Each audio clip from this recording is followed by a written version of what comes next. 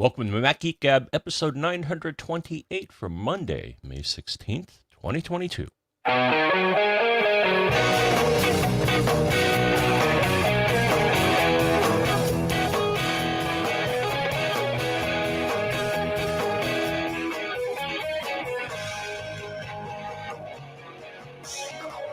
Greetings, folks, and welcome to Mac Geek Gab, the show where you send in your questions, your tips, your cool stuff found. We mash them all together into an agenda so that we, answer them and we share them and all of those things so that we can each learn at least 5 new things every time we get together. Today is going to be a special get together for a variety of reasons.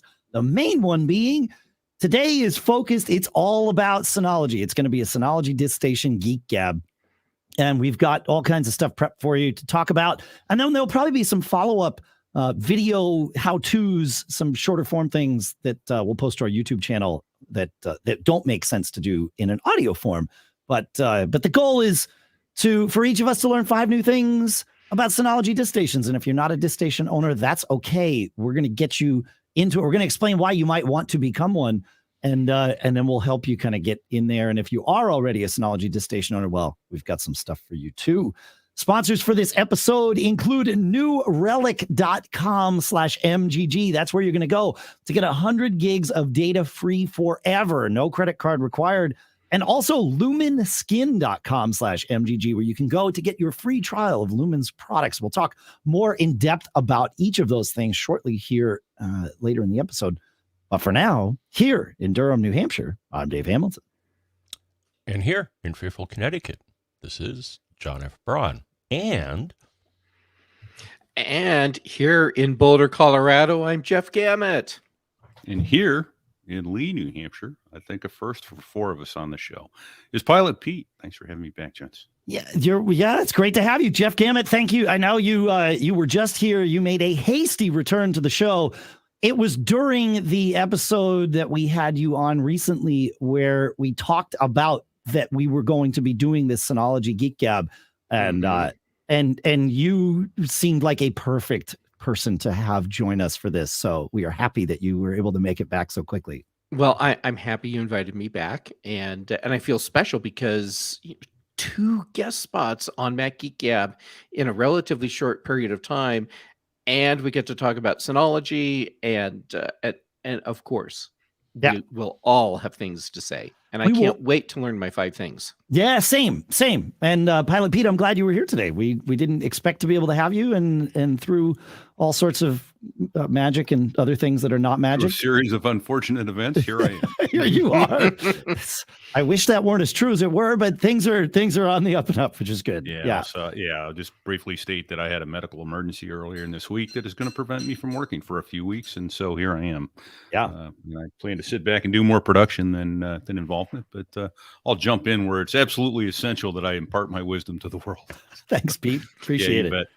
All right, John. So let's start by just telling, and we'll go around the horn here, telling everyone how we use our DiskStations, and we'll get into the how to use them in this way later in the episode, or maybe that'll be some of those video, short form segments afterwards, if it makes more sense to do them that way. But just to whet your appetites and show you the things that can be done with them.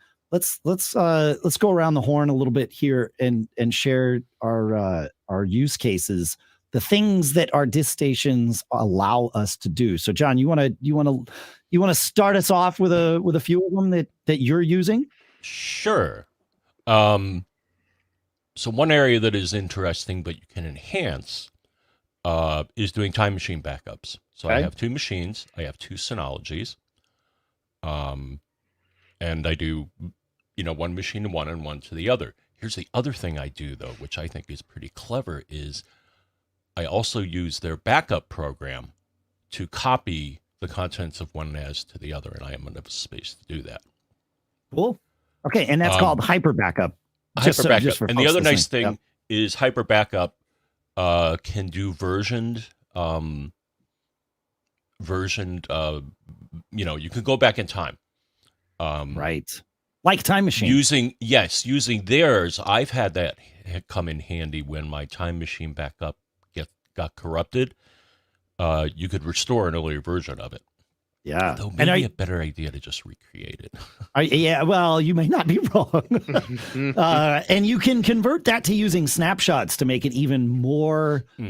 You don't even have to use hyper backup to solve that problem. If you let your time machine backup be snapshotable on your Synology, then you can just roll back to a snapshot, and you don't even have to back it up somewhere else. It does it all amongst itself. Yeah. Mr. Jeff Gamet, what are some of your favorite use cases for your Synology? Mr. Dave Hamilton, my favorite use case for my Synology is my nightly backup. Okay. Which is exactly why I bought the Synology I have. I wanted to have something dedicated for daily backups. I have a very well-rounded backup strategy that includes multiple applications and multiple target points. I do not like the idea of losing any data. Agreed. Yeah. All right. And is there another thing that you use your Synology currently for, or is that like is it a fixed purpose, sole purpose device, at least at the moment? It is a fixed sole purpose device. I did go ahead and set it up for remote access, because what if I'm on the road and I need a file that I know is backed up there, but is not something that I have on another cloud server? Well, sure. Now that just becomes part of, from a practical standpoint, part of my cloud access system to all the data I have in all the places. That makes sense. Okay, cool. All right. I like it. And Pete, how are you? What is one of your favorite use cases for your Synology? Well, I've got three basic cases that I use it for. Number one is file sharing. It allows me to collaborate on projects like doing our taxes, that sort of thing. We put all the receipts into a folder, and we can fill out we even have a PDF that we fill out together. Debbie does some of it, I do some of it. We get the taxes done, that sort of thing. And so this is file sharing on your local network, yeah? On the local network, yeah. You just mount it as a server? Yes. Okay. But it's a rich man's Dropbox, I guess, but a poor man's in the sense that you don't have to continue paying, for the Synology. You pay up front, whereas Dropbox, it's a subscription. So you have. Okay, so I just want to make sure we're clear on this. This is not just on your local network. You're using Synology Drive, is what it sounds like. Yes, I am. Which is a client program that I have on my laptop that allows me to go anywhere in the world. But yes, but as well, it's things like if my daughter needed help with her homework, she saved her homework to a folder on the Synology Drive, and I could go in and I could proofread something that she had done, those sorts of things. So collaboration in that manner. Every month I have to fill out an expense report. If we go and stay somewhere and we have a receipt that we need to submit, then I've got a choice. I can put that receipt in my suitcase and hope it doesn't fall out or get destroyed or lost before the end of the month, and take a picture and submit it when I do my expense report, or I can take a picture of it right there at the hotel counter on my phone. I actually use this app called Genius Scan, which converts documents right to a PDF. Then I use the Synology Drive app on my phone and upload it immediately to my Synology Drive in the basement. And so I never lose receipts. But my favorite is when my Mac Mini decided to stop playing. I converted my Synology to my Plex server. Okay. So, all right. Yeah. So those are my three main uses. I use it for a whole bunch of other things. I'm sure I could go on forever. Cool. Yeah. And you're using Genius Scan. However, the Files app on your iPhone now syncs with Drive or any of the other engines that are available. You can have it see into your Synology Drive. You can have it see into Dropbox, and so the Files app will scan pictures to PDFs as well. So, yeah, brilliant. Yeah, exactly. Okay, there's my first one. Yeah, ding, right there you go. Yeah. John, do you have any others that you like to use that you want to share with the listeners here? Yeah, I'd say the second thing that I use it for is to share videos or other media. Okay. And what I'm using is Video Station. It's Synology's platform, and then to stream music, I have something installed called Media Server. Okay. And Plex, of course. And Plex, yeah. Video Station is like Synology's own take on the video portion of Plex, and it works quite well, I will say. I've standardized on Plex on mine, but I also run Video Station. The nice part is you can point both Plex and Video Station at exactly the same library of files, so they are available in both. And there have been times when traveling, not so much recently, because Plex is pretty stable these days, but there were times years ago where I would be traveling and have some issue with Plex or another and be like, you know what, I'll just use Video Station. And the nice part about Synology is there are not just web access clients for all of these things, but there are like Synology built iPhone, iOS, iPad OS, Mac OS clients for all of these things. You know, Synology Drive was mentioned, where you get your own, I call it private Dropbox, right? I don't assign a financial value to it, because you're right. The initial expense of a Synology, which we'll get into in a little bit here, is high, but there's no monthly fees to keep it going, and you get to manage your own cloud. So yeah, I've been using Synology Drive here for a very long time. I have a Dropbox account, but I don't sync any of my Macs to Dropbox. What I do is I use something called Cloud Sync on my Synology that syncs to my Dropbox. In fact, it syncs to 2 Dropbox accounts.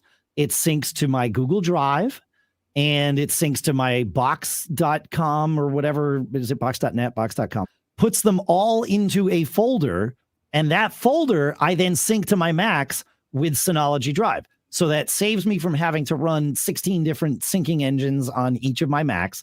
And it also saves me from Dropbox's 3-client limit, because I really only have 1 client. And here's the good news. Synology Drive Cloud Sync doesn't even count as a client. So I get to... So you've even saved yourself a client spot. Yep, exactly. It works out.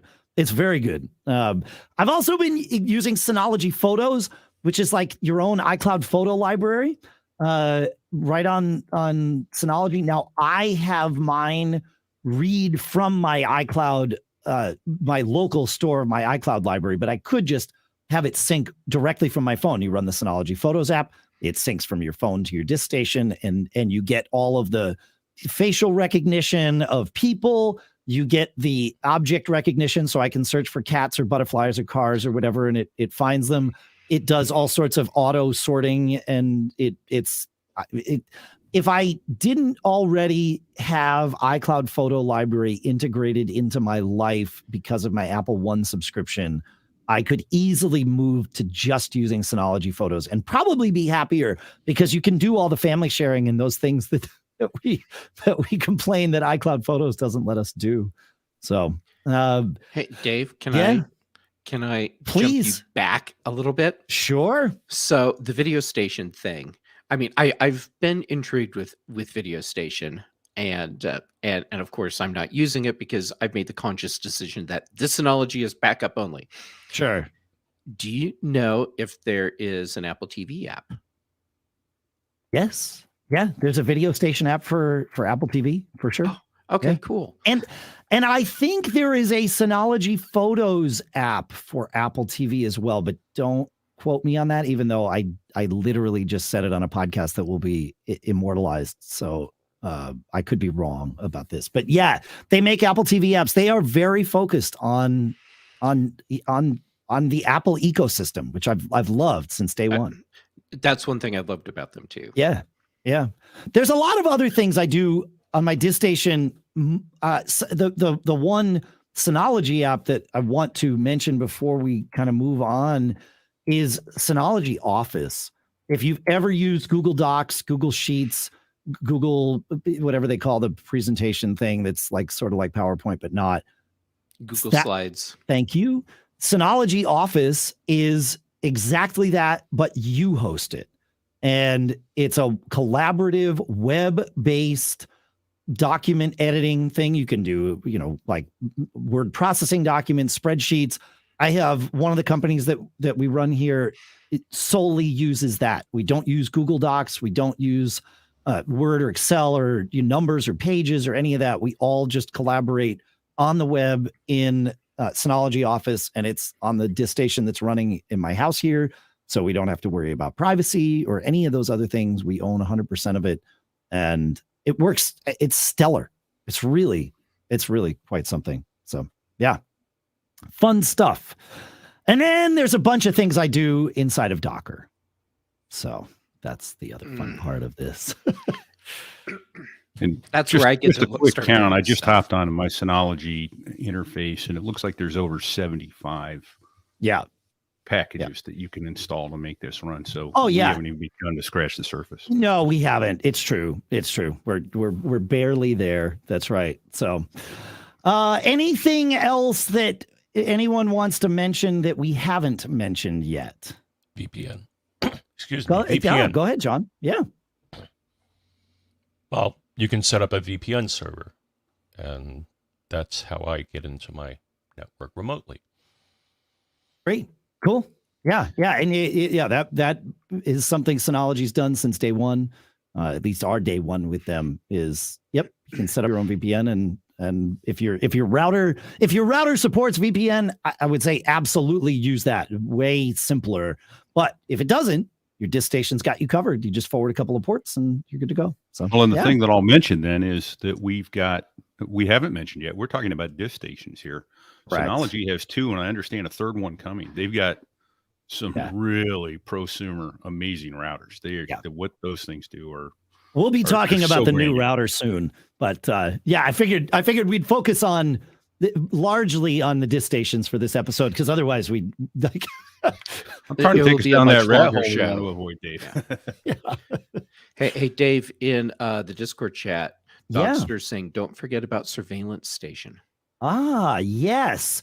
If you have a bunch of cameras around your property, or otherwise, you can sync them up to Synology Surveillance Station, which becomes your own management viewing platform for all of those cameras, or some of those cameras. You can have it record from those cameras or not record from those cameras. You can have it record when they sense motion or sound or humans, if the cameras are capable of that. So yeah, it's a pretty cool thing. Yeah. Thank you. Yeah. The chat is, it's in Discord now at macgeekgab.com/Discord.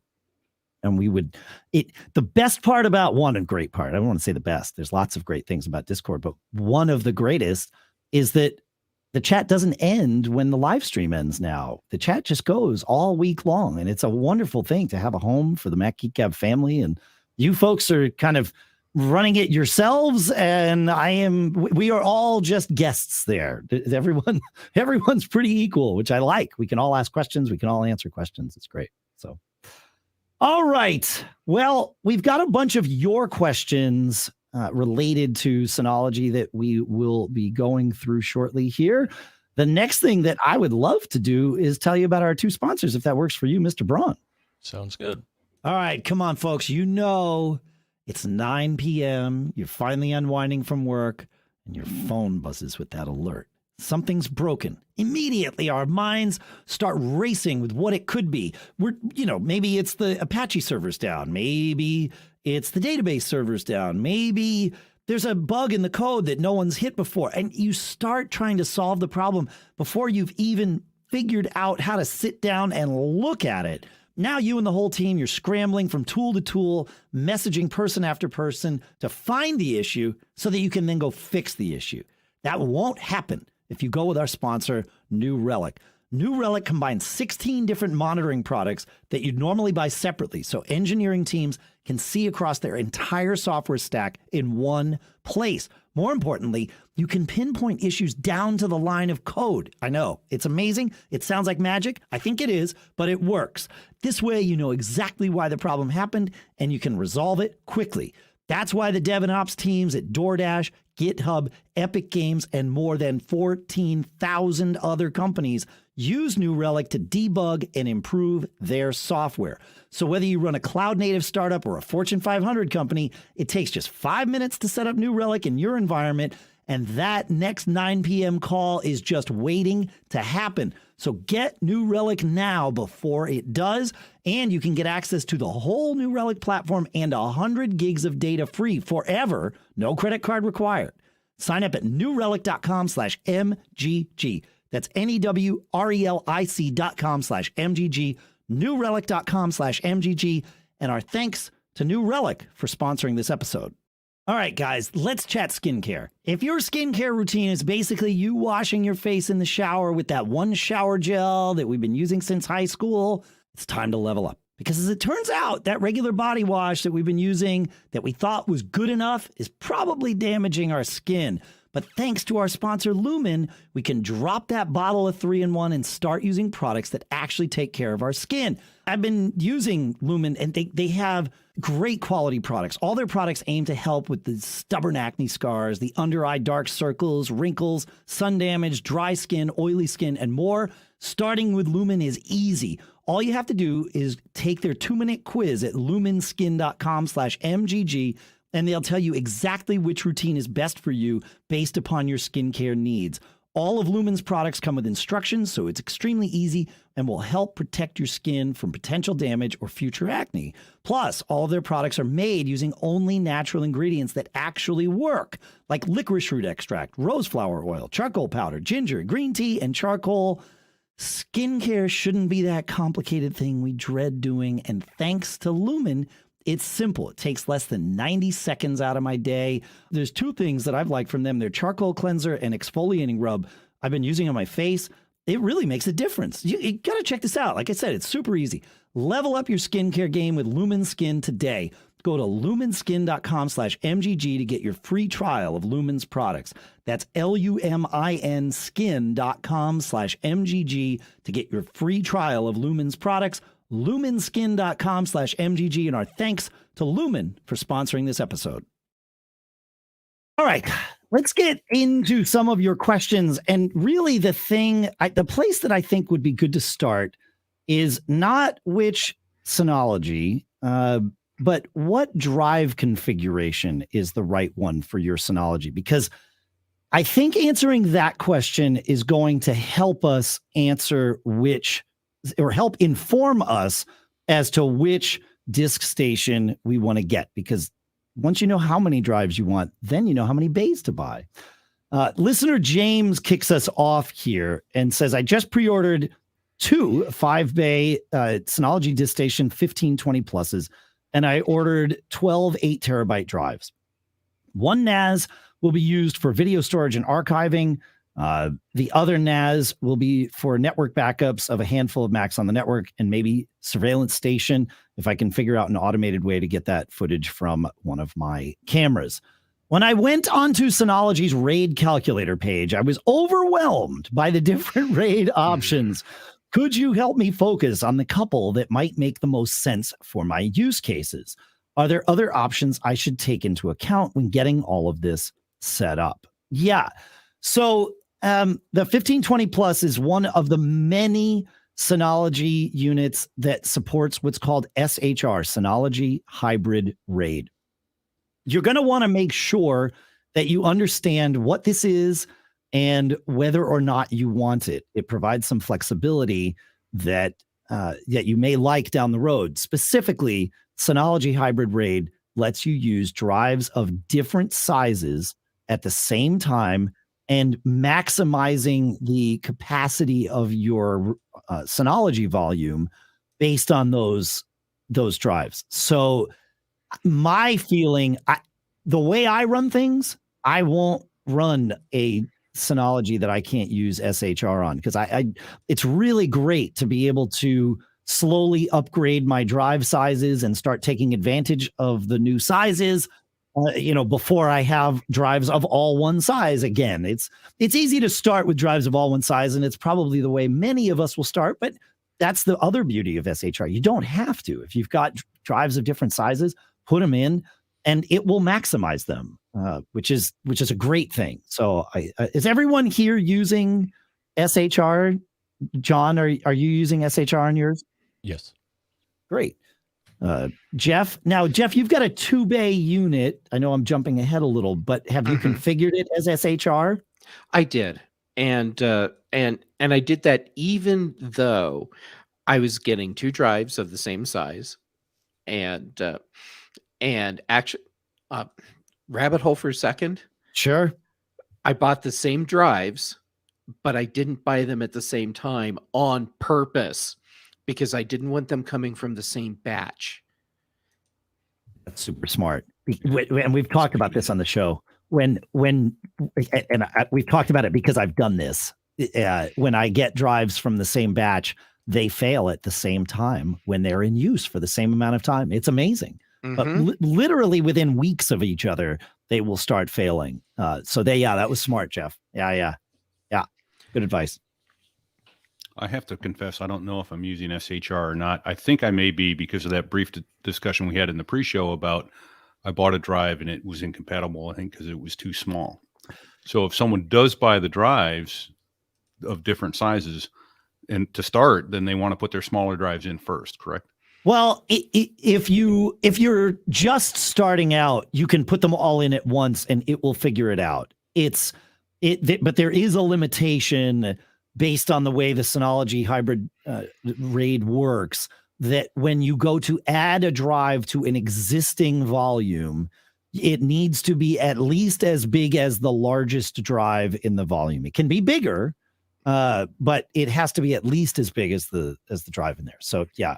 So Jeff, you were smart. Even if you wind up going with a 2-bay unit, you were smart, I think, to set up SHR, because one great part about Synology is if you, for example, decide to upgrade to the 1520 plus that James talks about here, you can take your 2 drives out of there, put them in the 1520 plus, and all of your settings, your volume, your data, everything is now running on the new Synology, except you have 3 extra drive bays, because that's a 5-bay unit. So that's why I recommend, one of the reasons I recommend SHR for sure. And I really, case in point, I have a Synology 1621 XS Plus sitting downstairs. I tested it, and now it sits in the box. Why? It doesn't support SHR. It's got a killer processor in it. It's really built for, it's like that crossover unit between prosumer and enterprise. And some of the enterprise units are built to just do RAID and not SHR at all, and that's this one. But I'd love to have that CPU running, but I don't know that I want to inherit a non-SHR capable unit. And it's a software limitation, obviously. If the processor's there, it could do it. So, Dave, could you go back to that, what you said just before that, though? So because he set up SHR, he can switch from a 2-bay, throw those drives into a 4 or 5-bay, 8-bay unit, and it's going to take format those drives. It's going to take them and spread them across. Correct. Now that would also work even if he used regular RAID. It just means that when you take those 2 drives and put them in the upgraded unit, or the larger unit, you then still have to use drives of the same size. You're limited by your initial decision if you didn't choose SHR. Yeah. Okay. Yeah, Cool. and depending on what drives you're using, that may not be a big deal. But if you have the option, the flexibility that goes along with SHR, why not take advantage of it? Yeah. Yep. Exactly. What size drives are we each using in our DiskStations? Does any? I'll start because I can get there quickly, unless you happen to know, Jeff, which you probably do. I think I put 8 gig drives in mine. I need to go look just to be sure, because you pop them in and then you're just done. It's Right. somewhere in the interface, right? I mean, I can look in the interface and see. Yeah, if you launch Storage Manager on your DiskStation, you can look in the HDD SSD section, and you'll see that's where you'll see your drives are. And so I can tell by looking at mine that I have one 18 terabyte drive that is my hot spare, so it's not in use. I have a 16, and then that is in use, along with 3 14s. So I've got 3 14s and a 16. It does mean, because I don't have a drive, another 16 terabyte drive, it does mean that there are 2 terabytes that are unable to be used because they can't be. The way the Synology works, you have it's set up that you have fault tolerance of one drive. So one of my drives can fail. I don't lose any data. It doesn't even go down. I just take the drive out. I replace it with one, or it replaces it with the hot spare, which is a beautiful thing to just have that at the ready. And then it goes into the volume. But because of that fault tolerance, I'm not using the extra 2 terabytes on my 16 yet. But when my next 14 terabyte drive dies and it pulls the 18 in, well, I'll start using the benefits of the 16. And then I'll have 2 terabytes on the 18 that are waiting to be matched by whatever I put in there next. And that's sort of how I encourage myself to keep the size of my volume growing over time. And that has worked out fairly well for me. That's a nice incentive. It's just a nice way to make it work. So, and I was right. It turns out that I did pop 2 8s into mine. Cool. Yeah, there you go. So here's the other beautiful thing. You can just type, once you log into your interface, all you have to do is type the word storage, and it goes, oh yeah, storage manager. Click on that. Yeah. It brings you to where you want to go. You don't have to hunt and peck forever in the GUI. Yes. It turns out I have 3 terabyte drives. I've got an open bay. Guess what I'm going to be buying soon? There you go. Just saying. There you go. I found a thing I've seen when looking for drives, that some drives are listed as 4K native. And I always thought that's super weird. Like, all the drives that I have are more than fast enough to push out video at 25 megabits per second or whatever. Like, I mean, 4K is nothing. Why, the bandwidth required for it to just play video. Why is this a big deal? Well, it turns out that the 4K they're talking about when we talk about 4K native hard drives is not 4K video at all. It is the size of the sector on a hard drive. So traditionally, sectors on hard drives have been 512 byte, which would be half a K. Let's think of it that way, right? And the problem is that over time, with larger and larger drives, that 512 byte sector has become a bit of a liability in terms of efficiency. And to solve that problem, using 4K sectors was developed as the replacement. The problem is that your controllers, like, they need to be able to work with both, and they really can't. So these 4K native hard drives emulate a 512 byte hard drive, but they are ready for the future when you have all 4K drives and you can just switch your partitioning and the structure to support a volume of only 4K drives. So that's what 4K native means. I think most of the drives that I've been buying are not 4K native yet, but my guess is over time that will change. Had you encountered some of this too, Jeff? You were nodding along. Yeah. Yeah, because I did the same thing you did, and went to figure out, why do I need drives that support a specific video resolution? Yeah. That doesn't make sense. A bit is a bit. And and so I found out that, it's about the sectors. And so then I immediately thought, oh no, I better check my drives, because I must have really screwed up if I didn't make sure they're 4K native. No, they're not. And it's okay. It's totally okay. Yep. Yeah. Yep. Like I said, I don't think any of the drives that I run are 4K native yet, and that it's okay. It's going to be all right. Yep. Yeah. Eventually it won't be, but for by the that foreseeable time, future. Yeah. Yeah. We will have changed out all those drives anyhow. You got it. All right, let's talk about selecting a NAS. And listener Terry sort of wrote the perfect question without knowing that he was going to set us up. He says, "What are your current recommendations for a 2-bay NAS?" And he says, "I would just like to do something that gets me started in the Synology world." So I figured I would have each of us, and Pete, since we weren't expecting you for the show, I didn't ask you to prep this, and that's fine. So we will do it as the three of us. To prep what the best 2-bay drive is. See, you got me talking Ks now. What the best 2-bay drive or Synology would be, 2-bay unit. And then also what would the, we'll call it the either wishful thinking or the perfect world unit be for that each of us would recommend. Not necessarily, it may be the one that we're currently using, but it would be the one that we would recommend to you if you asked us this question today.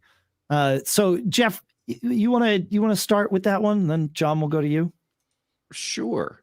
All right. So for the 2-bay side, I'm picking exactly what I have, because why would I not have bought the very thing that I think is right? And that's the 220J.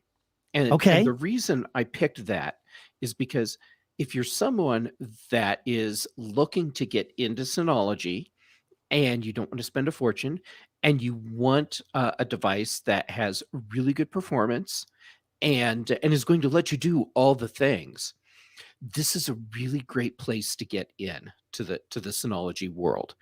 And in my case, I bought it, popped in my drives, set it up so that, well, I played with some stuff. Sure. And then just wiped everything and started over so that I could set it up as my backup. And it works great. It's it is a solid machine at a reasonable price that will let you do all the things. So if you're looking to just get in, here's a good way to do that. And yes, there are others that will give you overall better performance, but honestly, I think for most people, they would never know the difference. Do you know if you can run Plex on the 220J? Oh, totally. Yeah. Okay. Because that's the Plex. There was a period of time, at least, where Plex was something that was not just universally runnable on your DiskStation. So, okay, well, that's great. Yeah. That's great. And I assume it runs really well. I'm not doing that. Sure. But yeah, I mean, if I wanted to, sure, I could spin up Plex and do it. Well, Dave, I'll say that with regards to Plex and the stations, the only difficulty I've had is if I leave some of my files in their MKV format. If I convert them to MP4, I don't seem to have any problem streaming. Interesting. But MKV, I have problems going to the one television upstairs. The one in the living room seems to work fine. And so I don't know where the conversion issue is. I suspect it's in the television because works on the main floor, but not the third floor. And I don't know. It's a mix of both. With Plex, if it's possible, it will, the DiskStation will just send its raw contents out without having to transcode anything to whatever device you're playing it on, your TV, your phone, your iPad, whatever. If the device doesn't support the format that it is in natively on your DiskStation or on your Plex server of any kind, then the Plex server has to do its level best to transcode on the fly to get all of that there. And that can be that's where I'm sure that's where your issue is. I think it's that TV then upstairs, because sometimes even setting the playback settings down to 320K, it still doesn't want to play. And I'm like, all right, I'll just change it over to MP4 and it's more. Well, it's probably that your Plex doesn't have the horsepower to transcode the MKV videos on the fly at whatever size you have them. But the other thing is you could go in to Plex and tell it to pre-transcode your videos. If you know a destination that you have, you can say, I will want you to pre-create a version that will work over there, and then you get the best of both worlds. So, interesting. Okay, because what I've just been using Handbrake and converting it to MP4, and not worrying about it. That works too. Jeff, we tangentialized off of you. What would your larger than 2-bay if money were not so that 220J is $187 just to set the playing field. Bare. That's bare without drives. Yeah, we're going to talk about prices without drives. Thank you. So, what would your next level up be if you were to take that step, or if someone were to ask about that step? That would be the 1520 plus.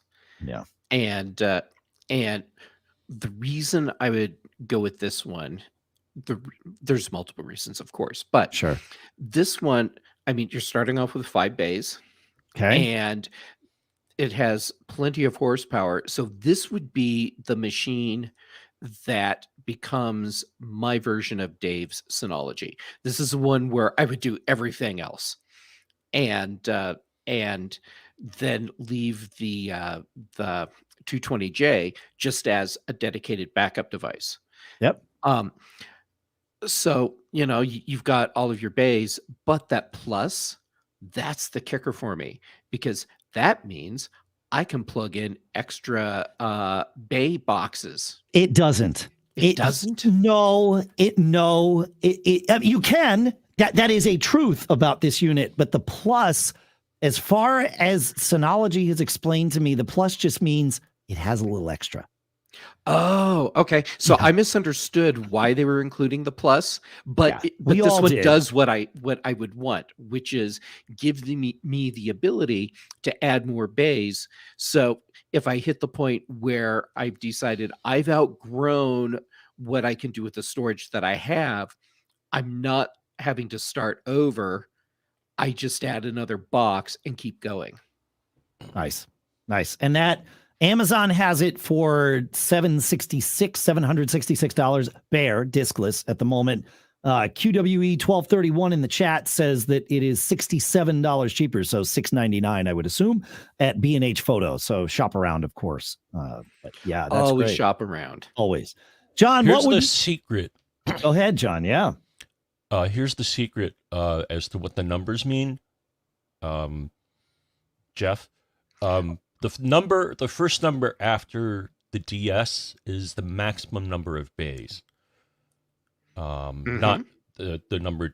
So that means basically that you can do expansion, which is one of the things some units allow and some don't. That's not entirely true. Oh, can this do 15 bays? Is that what you're saying? Yeah, It can be you can throw expanded 2 up to more 15. boxes onto this. Okay. Oh, interesting. Yeah. Right, Got it. And All right. so here's the one that I picked for like a high-end one because it's Oh, John, you close. forgot to tell him what the second part means. And Oh, I'll the play this. year Wait, it let me was- play the straight guy. Mhm. John, that was amazing information. Thank you so much. But what does the second set of numbers mean? I'm really curious. As far as I know, it's the year that unit was created. Yeah. Yes. So, All right. So what's your pick for a 2-bay, John? it's close to what I have now. I have the 2018 version, but the DS420 Plus. Okay. That's not a 2-bay unit. What's your pick for a 2-bay I'm sorry, unit? DS420 Plus. Say it again. You're gonna have to try one more time for a 2-bay in you, unit. Oh, for a 2-bay. What's your pick for a 2-bay unit? I know what it is. It was the DS218 Play because you put it on our agenda for us here. Yes. Okay. And why did you pick the DS218 Play as the 2-bay unit? It's a $230 unit, so a little bit more expensive than Jeff's 220J. 220J. Thank you. I would say, that it looks like the processor is sufficient to do media, and they actually say, "Oh, make this a home multimedia center." So let's talk about this 218 Play because I chose it as well as my 2-bay pick. Synology has a fantastic comparison chart, which I will put on the. I'll put a link to the 4 units that we're going to discuss. So spoilers, the 2 I'm going to mention have already been mentioned, including your 420 Plus that I know you're going to talk about in a minute. But the 218 Play and the 220J have the same processor, the Realtek RTD 1296. The one difference between them is that the 218 Play has one gigabyte of memory, whereas the 220J has 512 megs. And that can make a difference both in terms of the number of apps that you can run, but also in terms of file sharing speeds. I've found more RAM based on the way Synology is architected makes a huge difference in terms of file sharing speeds. So that was I could see where that would be a thing. That was the reason that I went up to it for my pick, and it wasn't that much more. And it lets you do Synology Hybrid RAID and all of those things. So. If the 220J wasn't the device that I wanted just for the basic backups, and if I wanted to run a very robust file server, I'd go with something higher up the food chain. Yep. But even still, especially like if you're on Wi-Fi for your computer, I don't think a lot of people would notice that performance difference. That's fair. It was more about future proofing for me than, but yeah. Either one of these, you're not going to, in my opinion, you're not going to go wrong with either one of these. Yeah, for sure. All right, John. So tell us about the 420 Plus, the DS 420 Plus, which was your sort of your pick for a step up. Yes. The reason I picked it is it's close to an older one that I have, but they upgraded some things on it. Okay. But the things I like about it, so 4 bays are enough for me. Right now, I think I have 4 8-terabyte drives. Okay. In it. Let's see, cache, NVMe cache. So you can do SSD cache, which helps speed up reads and or writes. And they actually have a little utility that shows you the number of cache hits, which can help you determine whether you should do that or not. And it has 2 gig Ethernet ports, so you can bond them if you want to get maximum speed. Cool. Good stuff. Bonding the ports, that's actually something I think people should be paying more attention to now. Yeah. Yeah, no, the thing is, some of their higher end machines, I think the fastest they have is 10 gigabit. Or no, I think they make something even faster than that. But a lot of their units have 10 gigabit ports. Oh yeah, you can get them with them. I don't know if, I guess some of them will just come out of the gate like that. Yeah, for sure. Do we need to talk about what port bonding is? No. I think we should save that for another time. It lets you use 2 Ethernet ports and go twice as fast if your network can support it. How's that, Jeff? Is that good? That's absolutely out of the perfect. We're out of the weeds. My picks will be quick because I also, like I said, went with the DS218 Play, and then the 1520 Plus is the one, like you, Jeff, that I would pick as sort of the step up for most folks. And it also, you said it was your pick to match what I do with my DiskStation. It turns out that is exactly the DiskStation that I use, is the DS1520 Plus these days. It's got a 4-core Celeron J125 processor in there. It comes with 8 gigs of RAM, which I really like. The one you picked on the 420 Plus comes with 2 gigs. You can upgrade it to 6. And I would highly recommend doing that. If you're going to start doing the things that we're talking about doing with these, pour RAM on these things. Get them up. RAM is relatively cheap these days, even with supply chain stuff. It's just not terribly expensive. And so I just highly recommend maxing them out with RAM, and then you don't have to think about it after day one. But that's the like I said, that's the unit I use, and it's fantastic. It does all the things I mentioned, and there are some things I didn't mention, so that we'll get to eventually. So yeah. All right, listener David, go ahead, Pete. Sorry. Okay. Just so one quick question, and I will admit to possibly being distracted if and when you covered it. What is so like I have the 415 Play? Yeah. What is the Play? The Plus is how many that you can add more bays to it? Nope. The Plus is not that you can add more bays. No. The Plus means that it has a beefier CPU. Okay. And like the J, so Play Plus J, don't know. Jane, I think it means Jeepers. This is a really great device, or something. Yeah, there like you go. that. Right on. Yeah, I wouldn't. Like, this is why I don't get lost in the model numbers, because the rhyme and reason to it is less specific. Like you pointed out, John, the numbers in, the number of maximum bays and the year it came out. That's great. All the stuff at the end starts getting super wishy-washy. And so that's why I recommend just go and use the Synology configurator. They also have a RAID, or I think it's I don't know. There's a feature on the site where you can say, okay, I know that I want 5 bays, and so I'll check that, and I want to be able to do this with it, and it starts narrowing things down for you. That's what you want to use, and we'll put a link to that in the show notes, because that's a really cool thing. Yeah, that's it. And then you're not worrying about selecting based on model number. You're selecting based on features that actually matter to you, because the things you want to accomplish. The things you want to accomplish. Yeah. Despite their terrible naming convention, they actually have a good way of guiding you. You just have to ignore the terrible naming convention and roll with it. So, yeah. Listener David asks a question that's often on people's minds. I finally took the plunge and purchased a DS420 Plus.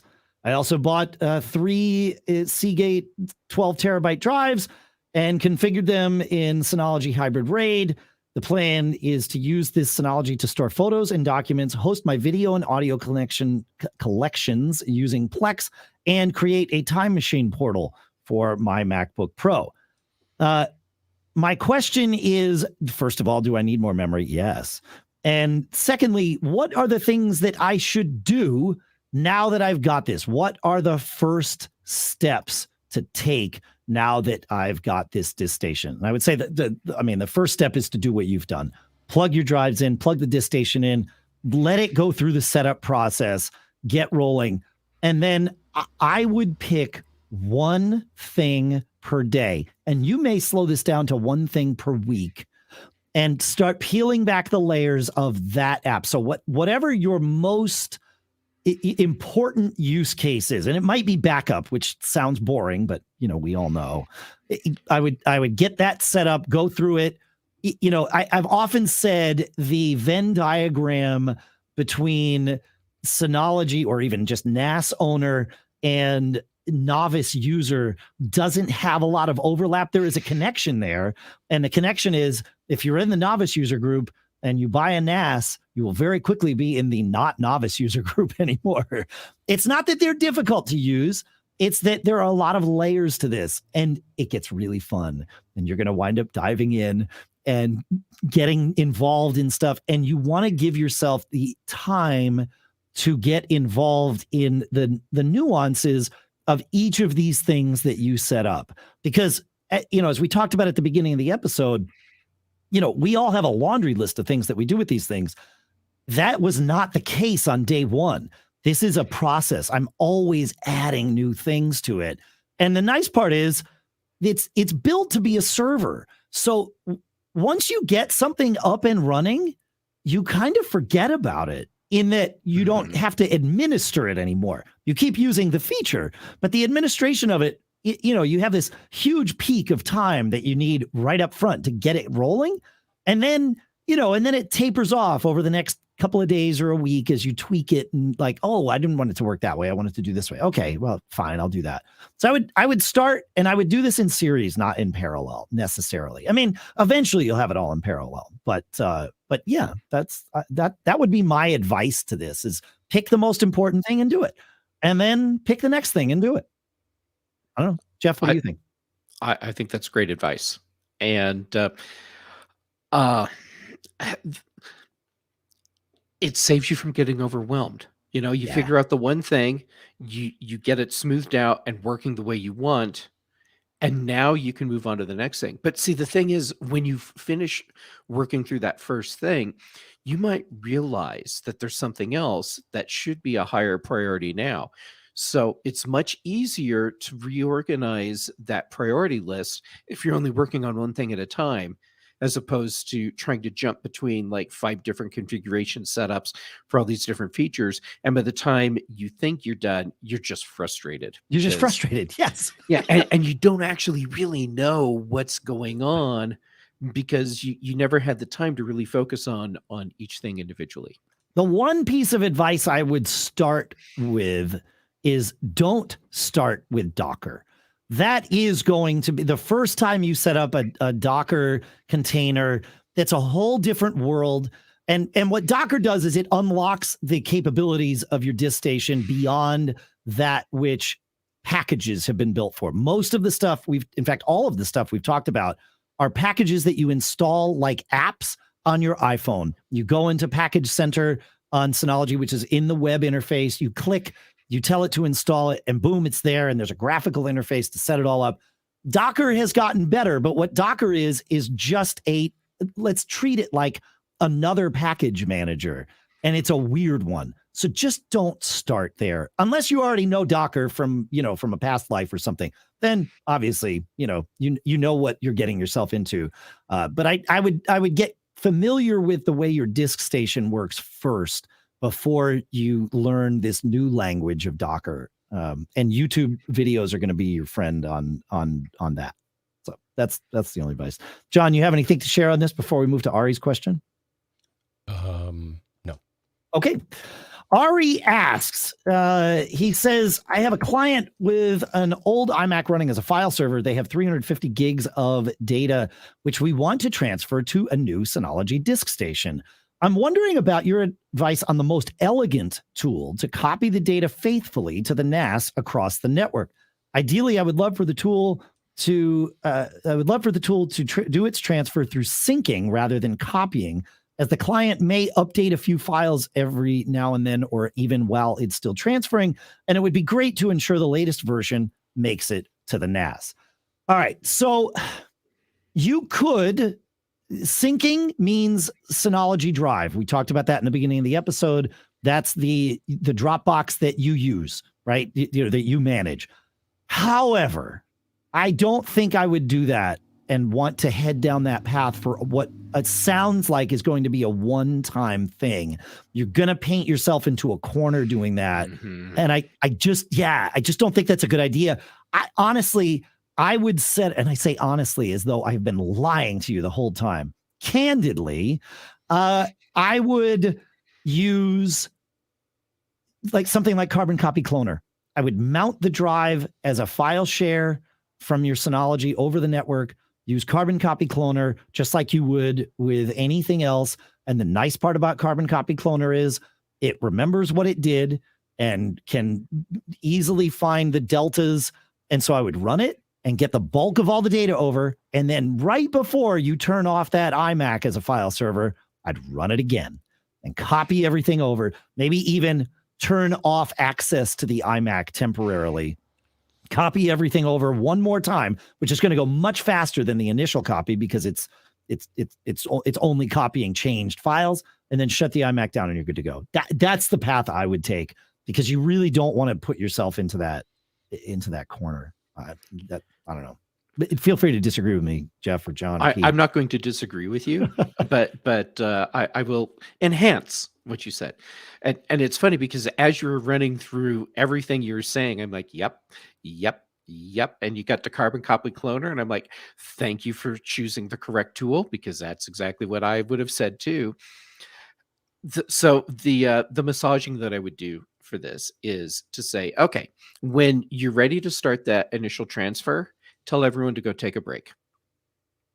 And keep do it overnight. Yeah, do it overnight. Keep everyone away from the whole system so that Carbon Copy Cloner can do its job and you get everything moved over.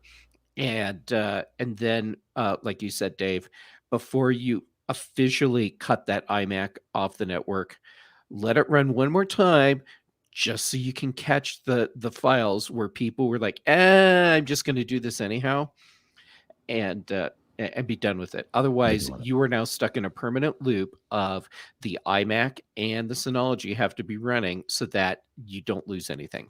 That's fair. Yeah. This is not going to be one of those. There's no simple way of doing this where there's no enforced downtime. But you can mitigate that and limit the amount of downtime with all the things we've talked about here. John, anything more on that? Otherwise, I've got a question from Jeff that I will ask you. What am I missing here? I don't know. You'll have to tell us. Put it in the cloud? I thought he's replacing he has a file server on the network. Currently, it's an iMac. In the future, it will be his Synology DiskStation. He just wants to get the data from the old file server, aka the iMac, to the new file server, aka the DiskStation. That's all. That's the question. Okay. Carbon copy cloner on the iMac is what Jeff and I were suggesting. Okay, so two things. One, why not just copy the data over the network using SMB or AFP or whatever? Well, you are. You're just letting Carbon Copy Cloner do it using SMB. You would mount the drive as SMB. That's what we suggested. I see. And then let Carbon Copy Cloner manage that so that you have the ability to copy any changed files in the future, because Carbon Copy Cloner does such a great job at managing that. You can also use Carbon Copy Cloner's safety net on the copy to make sure if it does have to replace some files, it's not deleting them in the process, just in case there were changes made where there shouldn't have been. So. Okay. So plug the Carbon Copy Cloner drive into the Synology. Nope. Run Carbon Copy Cloner on the iMac because it's a Mac-based program, and point Carbon Copy Cloner at the folder on the iMac that currently has the data, and then tell it to copy that to the SMB share over the network that is on the DiskStation, and then it'll take care of it. We did have a comment though from Dogster in the chat room at macgeekgab.com/Discord, where he says, "Why are you using Carbon Copy Cloner instead of ChronoSync?" And ChronoSync might be a better answer, because ChronoSync will accomplish what Ari asked. It will sync the files in real time, but it's using your Mac as the driver of that, not the DiskStation, which is where my head initially went. And so you can put that data anywhere you want. And then at some point, you just shut down the iMac and ChronoSync stops. I like this. It's good. Yeah. Yep. This is why we do the show. This is why I love the chat room. Thank you. Thank you, Dogster. Very cool. All right, one last question before we share just a couple of cool stuff found and then get out of here. Listener Jeff says, I've got a DS918 Plus that I'm getting better at utilizing and starting to have significant items stored here. Being a network drive, it is not backing up to my Backblaze account. I'm curious about which types of backup I should be using to protect this data from loss. I know there are solutions that involve AWS. Backblaze does have a solution. I believe Synology has their own cloud backup solution. I'm normally a path of least resistance type of guy and default to integrated solutions when I can, but I'm not sure what the best option of this is. John, do you want to take the answer? Are you backing up your Synology? I know you're backing up your Synology, so tell people what you're doing. Yeah, so I'm not doing it to the cloud though. Understood. What I do is I use Hyper Backup and take the contents of one NAS and copy it to the other because I have enough space to do that. No, and Hyper Backup, in terms of path of least resistance, I would agree that's wherever you're going to back it up to, that's the place to start is Hyper Backup, because it's built to do this. Yeah. No, I'm with you, man. Yep. I'm not doing that though. You're not using Hyper Backup. Well, yeah, I'm using Hyper Backup with my own drives. With you party. You own your own cloud storage, right? Like, yeah, no, that makes sense. Yeah. If you don't own your own cloud storage, my advice, again, based on path of least resistance, would be to go with Synology's C2 storage, which Jeff alluded to there. I do both. I do what John does because I have an extra NAS. And then there is a subset of my data that I back up to a 1 terabyte store that I purchased at Synology C2. Again, just for, just to have it not here. But like my, 12 terabyte Plex library, I'm not paying for cloud storage for that, but I definitely don't want to lose it. So But what if we were, Pete, you and I did this a long time ago with Crash Plan, and we certainly could do it now. Hyper backup using your solution, John, from one disk station to another does not require those two disk stations to be on the same local network. So, you could take that other disk station and put it at my house or at Pete's house. And now you have an offsite backup that you're not paying monthly or annual fees for, unless Pete or I charge you monthly or annual fees. There's that, right? There's that, yeah. Dave, there's income here. You're free. I'm very eager to do something like that because, we were doing that before with our Drobo boxes. And then Crash Plan went to a money-based in order to keep doing that or something. Yeah, it stopped being the right solution for us for that. Was too bad. Yeah. And then But it yeah, stopped and there's being a nothing, solution. Yeah. And then, sorry, Jeff, what was that? And then it stopped being a solution. And then it stopped being a solution. I do have an answer, though, that I'm going to bring us into our cool stuff found segment where there are only two things. I promise. We're almost finished here, folks, or at least we're almost finished. Dave, before you jump into that. Yeah. AWS was one of the options that was tossed out. I'm going to say don't with the AWS because for most people, it turns into a brain damage situation. And I would say that's a much better solution if you're at like a much higher level in the business food chain. Got it. Pick some other solution. And there are lots. You can back up using hyper backup. I think to Dropbox, you can back up to Google Drive. Like just run hyper backup, and you will see all of the options, the ones we've mentioned, and lots more. So check them. They change, not all too frequently, but they do. That list evolves. And I've found over the years, some free solutions on there where it's like, oh, you get, 10 gigs free. It's like, okay, I'll pick 10 gigs of data and send it over there. Perfect. And you can do it securely and all that good stuff. You did mention Backblaze, though, and you're right. The Backblaze desktop client will not back up network stores unless you use our first cool stuff found. Listener Keith sent this in a while back. He says, many episodes ago, you mentioned AutoMounter. He says, I have a Synology NAS, and based on your comments, I bought AutoMounter from the App Store so that my iMac wouldn't keep losing my links to my mounted shares. And this is a problem with Mac OS. It doesn't like to restore these links. And we've talked about these solutions over the years, and AutoMounter, of course, was one of them. He says, I've been noticing for a few days, though, that my internet at home seemed relatively slow. And despite doing a few tests, I was unable to figure out why. Then, during an update scan, Mac Updater told me there was an update for Backblaze. This update can't be done via Mac Updater, and I had to open the Backblaze client. Imagine my surprise to notice that it was 4 terabytes into a 16 terabyte upload. He says, I have an iMac with 1 terabyte SSD and an external 2 terabyte drive, so I was a little surprised to see this in Backblaze, but it didn't take me long to realize that Backblaze was backing up the contents of my DiskStation. AutoMounter creates a link in home library containers, yada, yada, to the shares it mounts, and Backblaze was simply following those links.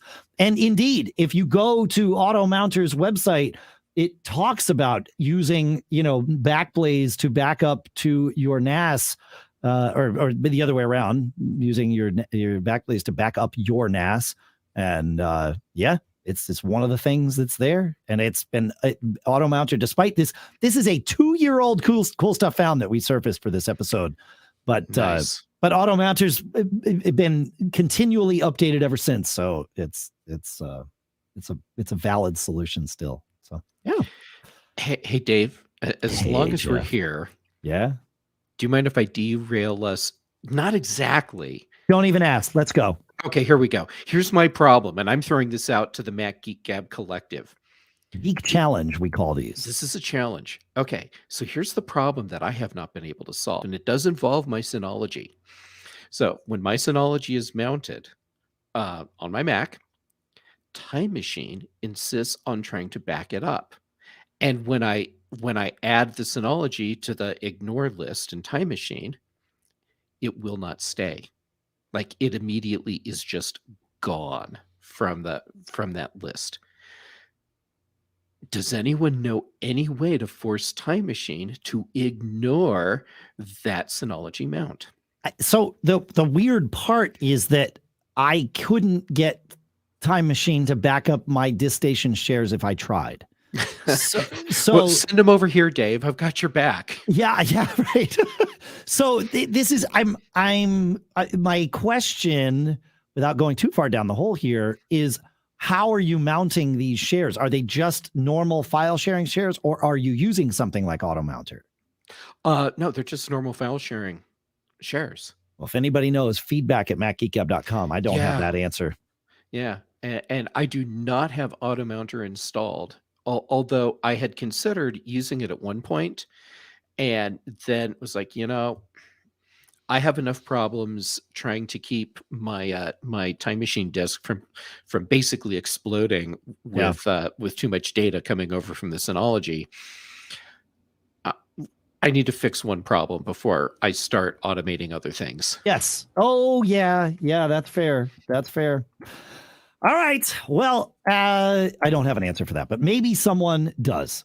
And so we will forward those answers. We will share those answers in the show, but we will also forward them along to you, Jeff, if it happens to be an episode where you're not joining us. The last thing I've got on our list is a cool stuff found. I stumbled into this. There is a Synology app for it, and it is called VirtualHere, HERE. VirtualHere, you run it on your Synology, and then you run the client. So we'll say you run the server on your Synology, and you run the client on your Mac or your Windows or Linux or Android device. And what it does is it finds USB devices connected to your server, so the Synology, and then connects them to your Mac as though you have plugged the USB device directly into your Mac. Oh, yeah.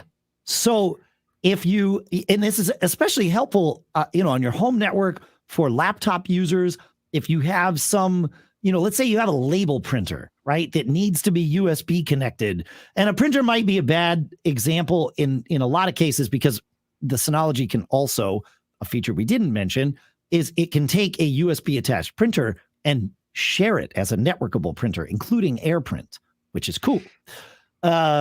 But, if you've got some label printer or something that requires special software to talk directly to it to do its magic things, and it can't be network shared in a traditional sense, VirtualHere is your friend. So I'm still looking for it. Like, I feel like I've got a use case for this just sitting there, and I just got to find it. So, and when you do find it, I'll let you know. Please do, because this is so cool. And now I just want to use it. Right. Exactly. Any thoughts on that, John, before we pull the ripcord on this here? No. All right. Well, thanks for hanging out with us, Jeff. Thanks for hanging out with us, Pete. This has been a blast. Thanks for hanging out with us, everyone. We really appreciate we appreciate everything. It's fantastic. This has been so much fun. Thanks for coming, Jeff. I know you were just here, but if you would please, in fact, briefly tell people where to find you again, I would appreciate that. Well, sure. How about Twitter and Instagram, Gamet, youtube.com/Gamet for some videos. And John, are you aware that Brian Chaffin and I have teamed up again, and we're doing the context machine? I heard rumors. Yeah. So kind of get around. I do a lot of shows. I'm easy to find. Yeah, great. Awesome.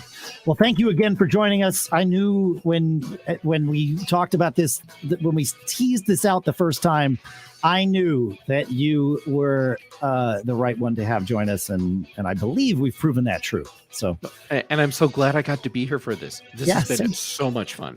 Sweet. We will be doing some more in-depth, shorter form, like how-tos that we'll be releasing in the future here. So keep a lookout at our YouTube channel. You can just go to macgeekgab.com/YouTube, and that will bring you there. And we'll see you next time. I suppose it's how it's going to work. Thanks for checking out our sponsors. MacGeekGab.com/sponsors will always show you all the latest. And then, of course, there's LuminSkin.com/MGG and NewRelic.com/MGG we mentioned in this episode. Join our Discord channel. We're having a blast. John, we'd love to have you there. MacGeekGab.com/Discord. Speaking of which, Mr. Braun, do you have any... I know you got us into this mess, but you've been saving your voice this episode. I think John just left. No, he's back.